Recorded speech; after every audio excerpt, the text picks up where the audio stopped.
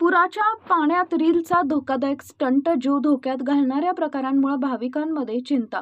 पंढरपूर शहरात भीमा नदीच्या पाणी पातळीत मोठी वाढ झाल्यानं प्रशासनानं महापुराच्या पार्श्वभूमीवर हाय अलर्ट जारी केलाय.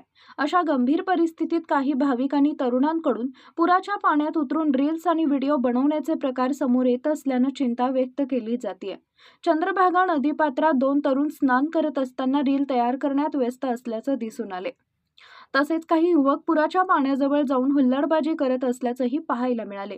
त्यामुळे परिसरातील इतर भाविकांमध्ये भीतीचं वातावरण निर्माण झाले असून महापुराच्या धोक्याच्या काळात अशा प्रकारचे स्टंट किंवा रील बनवणं स्वतःसह इतरांच्याही जीवाला धोका निर्माण करू शकते.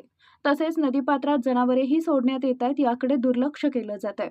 नदीपात्रात अशा लोकांवर प्रशासनाकडून कारवाई का करण्यात येत नाहीये, असा सवाल उपस्थित होतोय.